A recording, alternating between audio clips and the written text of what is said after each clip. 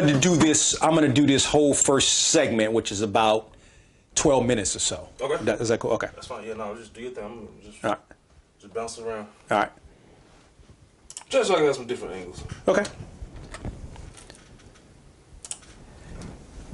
Thank you for joining me on another edition of Box to Row. Look, we're inside of 2 weeks for the 20-year celebration. As you know, it's taking place right here in Raleigh. It's going to be Wednesday, August the 20th.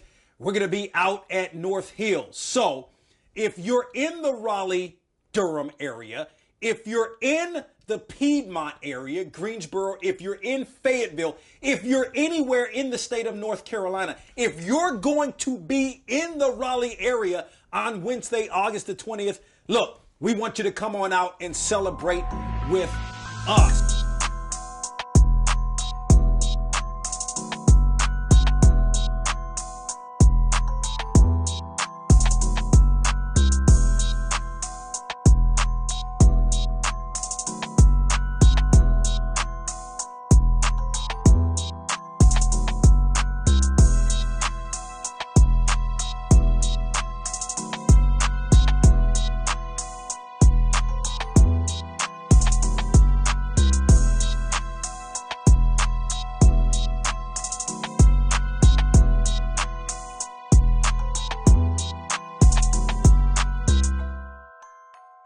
BOXTOROW, I actually started by mortgaging my house, to be honest with you. And the reason BOXTOROW really started, well, first of all, this is God ordained. I'm going to say that first and foremost. One of the main reasons, though, that we started BOXTOROW was because there was a lack of HBCU sports talk nationally. Like I came up in the DMV listening to a program called Sports Call with Ken Beatrice. Tony Kornheiser was one of the first nationally syndicated guys. He was a columnist with the Washington Post. I love Jim Rome, listened to his show, still listen to his show. None of them, and no disrespect to them, but none of those guys were talking HBCU sports. Both of my parents are Howard grads. I'm a Morgan State grad. That stuck with me. We wanted to talk HBCU football. So first and foremost, that's how BOXTOROW started. I got into this business through someone we were just talking about, Lamont Germany. He was the assistant sports information director at Morgan, play-by-play voice for Morgan football and basketball, still is. And he really guided me and showed me the way in terms of broadcasting and really doing play-by-play stuff, which I love doing the play-by-play stuff. So that's really how I got started by way of him. Sometimes he wouldn't even broadcast games. I remember a time we went to Delaware State and he wasn't even broadcasting, but he took me there and let me do the play-by-play while he did the color. So that would give me some reps.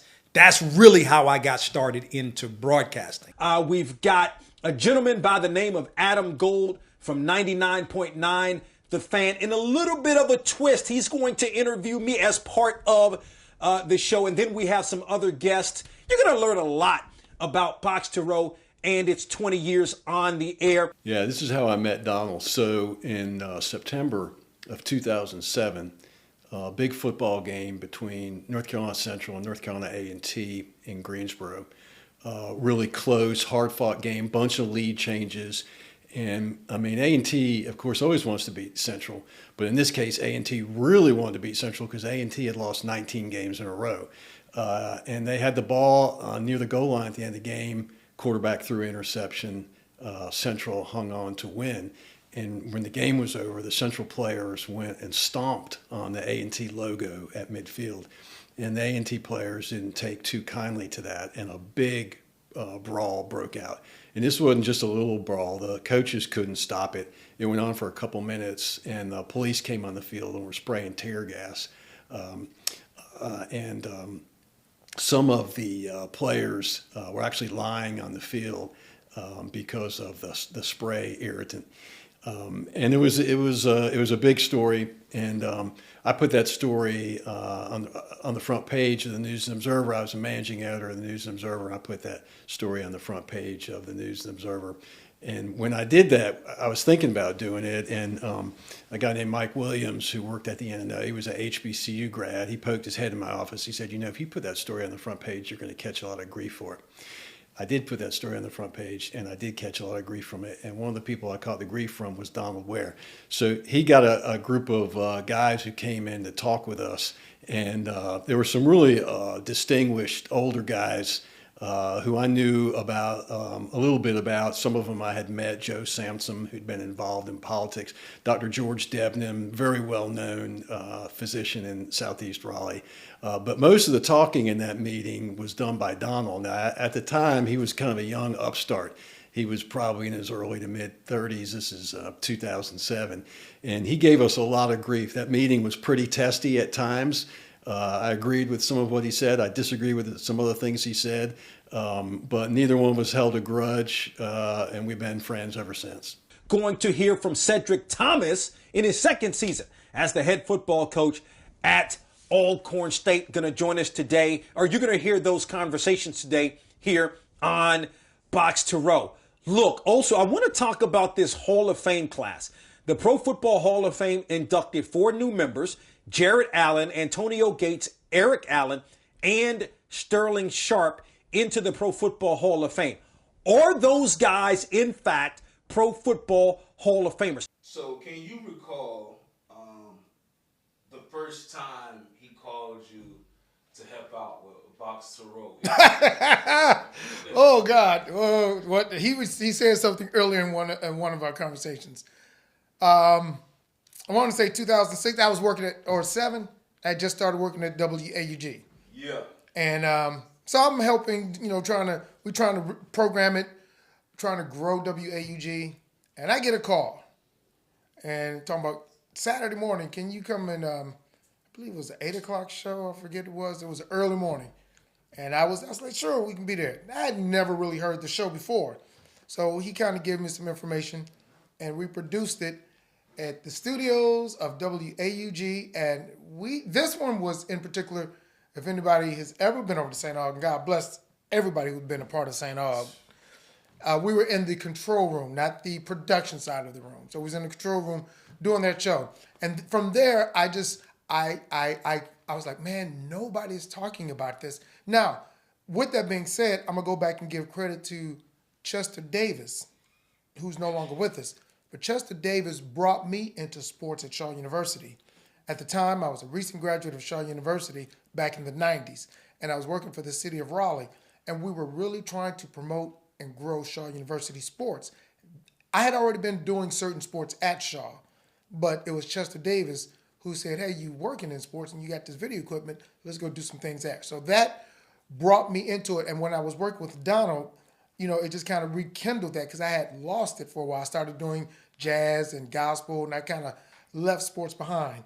And Donald brought me back into it, and I've loved it ever since, and I've been just consuming it because he was able to talk about Shaw University, St. Augustine's College at the time, HBCUs. He took me down to South Carolina State. He took me to Tennessee State. I had never been to Tennessee State. He took me to North Carolina A&T. He took me to places that I have not been, and man, I love it. So it was good. We're here, Box to Row, super excited to be doing this this documentary, as a matter of fact. So the day-to-day grind, it's a grind. 20 years we've been doing this with Box to Row, and it's certainly a grind. So let me just kind of give you what a week or a day-to-day looks like with Box to Row. So Monday I consider an administrative day. And by the way, again, we've been doing this close to 20 years. So that's a day where we set up for the week. So what is it that we're looking to accomplish, not only with the radio show, but some of the things we're trying to do? So, we're going to make interview requests, right? So we're going to send out emails, interview requests for guests for that week. We're going to,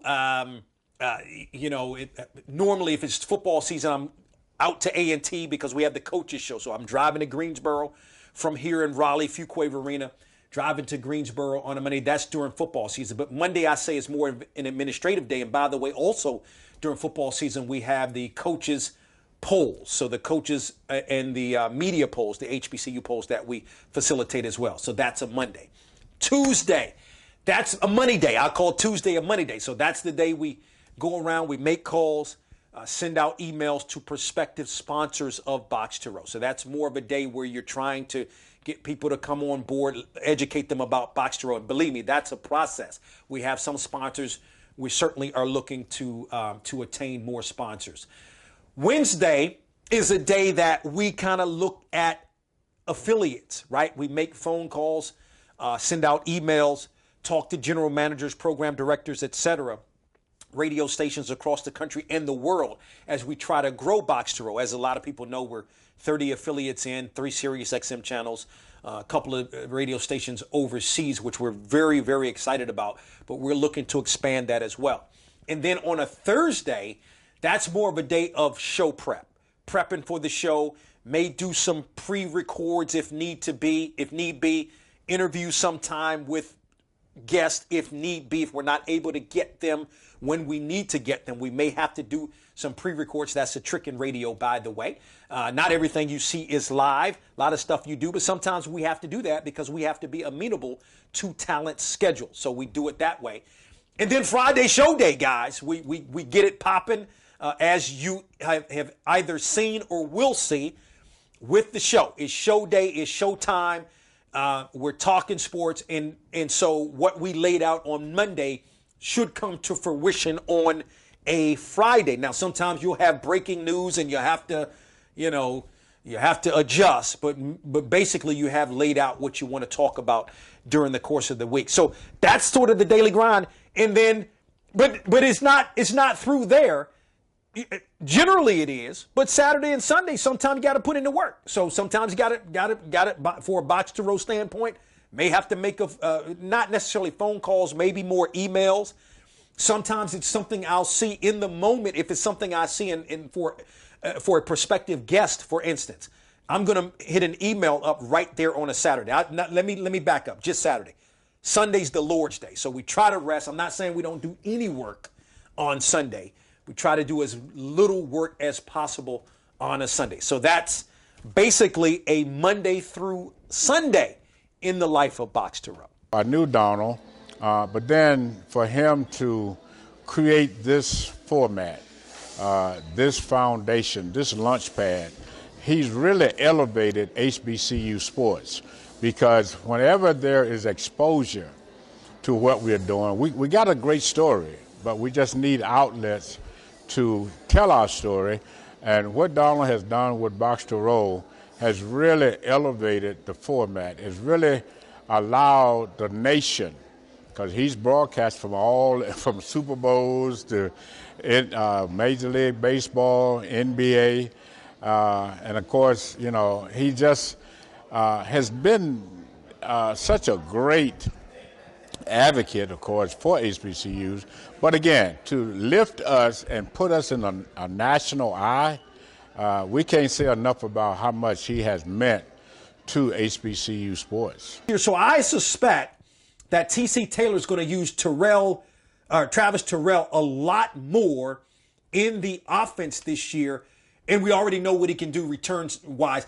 I'll be surprised if teams kick the football to him this year, particularly, really both in the punting game and the kick return game as well.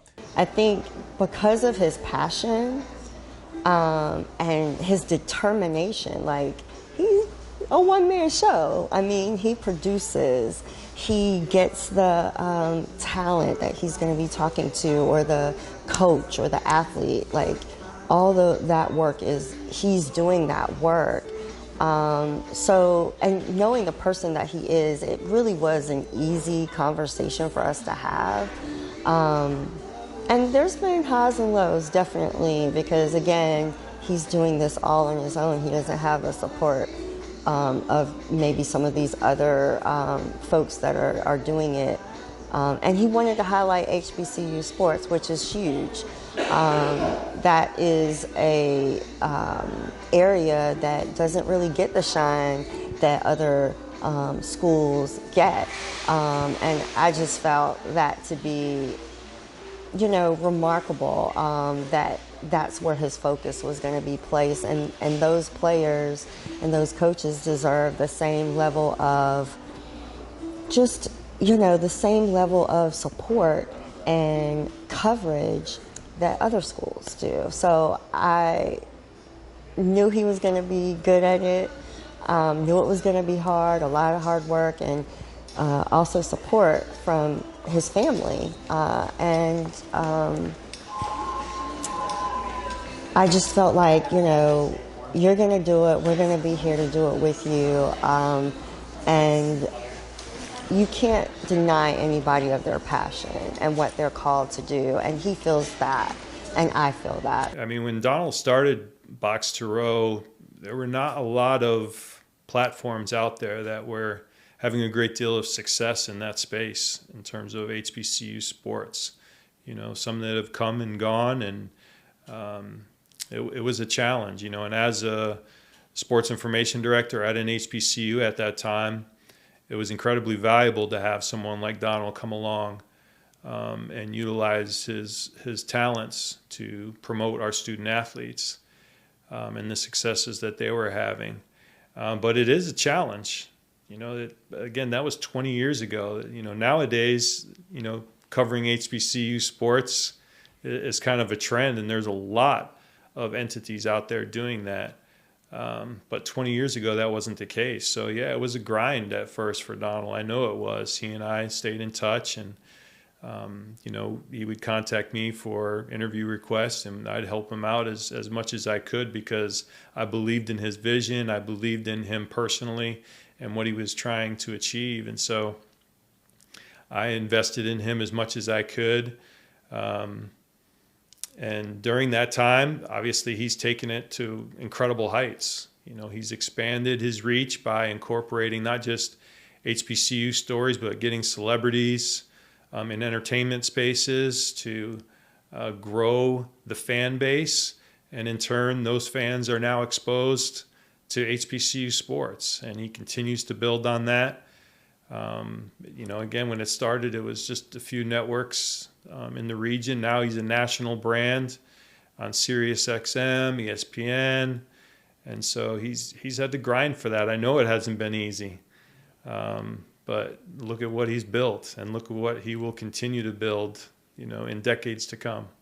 The quarterback for Jackson State. Now, this is a guy that threw for 2,200 yards last year, 21 touchdowns. He had 8 interceptions, but he also rushed for in excess of 300 yards and another 6 touchdowns. So I think he's going to be, and look, he was settling in last year. So I think he's going to be more lethal. He's got Nathan Rimbert to throw the football to now. The running game is going to be phenomenal for Jackson State. It's going to open up the passing game, and Jacobian Morgan is going to be absolutely phenomenal. In 2010, BOXTOROW was 5 years old. And we did a story on Donald, naming him as our Tar Heel of the Week, and writing about what he was doing with BOXTOROW and how it was 5 years old. And then 5 years after that, we did a story about it being 10 years old. And somewhere around that time, we got to know each other better. And I was really interested in HBCUs. And I was really interested in what Donald was doing. It was really impressive, because he had this vision that there was a national interest in HBCU sports. And I think very few people shared that vision. So I give him a lot of credit for having that vision and then for executing it, because he was a one-man operation. He was putting his own money into it. I just became interested in HBCU sports. I've always been interested in sports. But what I learned from when the CIAA tournament was in Raleigh, I'm talking like 2003, 2004, 2005, I would go. And what I saw, it was really eye-opening for me as a white guy who grew up in suburban Raleigh. I knew about HBCUs and I knew about HBCU sports, but what I didn't get was the culture of HBCUs, that in a way, if you went to one HBCU, you went to all of them. Because if you went to one HBCU, you were interested in all of the other HBCUs. And Donald understood that. I mean, he's a child of HBCUs. Both his parents went to Howard. He went to Morgan State. So he understood that in a way that I didn't understand. And I didn't understand that till I went to the CIAA tournament. And I saw that, I mean, there were plenty of people at CIAA tournament who had never even been to any of those HBCUs, but they went to a different HBCU. And for those 3 or 4 nights, the CIAA tournament was like the center of the black college universe. But up next, we're going to talk some pro football Hall of Fame. Keep it locked to Box to Row. So Donald, keep doing what you're doing because you are making a difference. And all of these HBCU programs, the young people that are involved, the coaches that are involved, they can't thank you enough. So please, we see you getting bigger, and thank you for what you've already done. He has championed HBCU sports for a long time, and I think with HBCU sports, it's time. It's time that those coaches and those players and the folks that are advocating for HBCU sports be highlighted. He was not, I think it's safe to say he was not an overnight success. It took him a long time to build it, but he stayed with it. He's just really determined because HBCU sports for him are this passion. And so I wouldn't be surprised at all, if Box to Row has a broader media presence at some point. And I think, Donald would be good at media in any form. I would like to see Box to Row to be the voice nationally and internationally, black college sports. And I don't mean that in just the sense of it's a brand. It's something that people, I want people to come to Box to Row for information. I want people to come to Box to Row for advice. I want people to come to Box to Row for opportunities. I want people to come to Box to Row to know that when they come to the table, that the table is spread and that everyone can eat at this table. Congratulations, Donald, on all the success that you've had. I know it hasn't been easy, but look at where things have come over these past 20 years. I wish you continued success. I believe in you. Keep grinding, keep pushing, keep showing people your love and passion for HBCU sports, and I'll continue to be a believer in you. I'm Donald Ware, host of Box to Row, and we're getting ready to celebrate 20 years on the air. So excited about that. We've got a tremendous future ahead. And like I say before I end every show, and always remember to support those that support you. Box to Row is produced by DW Communications. What's going on, Box to Row? It's me, Will Downing. Listen, congratulations on 20 years of excellence in entertainment. You know how hard that is to do? I've been doing this for a long time myself, so I'm an old head just like you. But you don't just get lucky doing it 20 times in a row. That means that you're really good at it, and folks are interested in what you're doing and want to see what you're going to do next. And you're an innovator, so God bless you. Congratulations, happy anniversary. Wishing you 20 more, hell, wishing you as many more years as you would like to keep doing what you do so well. God bless once again. Me, your man, Will Downing. Congratulations on 20 years of excellence. Donald, this is Coach K. Just want to congratulate you on your 20th year. Wow. 20 years of excellence with your show. Great job. Best of luck for 20 more, or even more than that. Congratulations again. Hey, when you're an old coach, you tend to just wonder and reminisce about the days that you had an opportunity to coach. But at the same time, you think about guys that make All-Americans and all conference and things like that. And you need somebody to put it out there, to get the story told.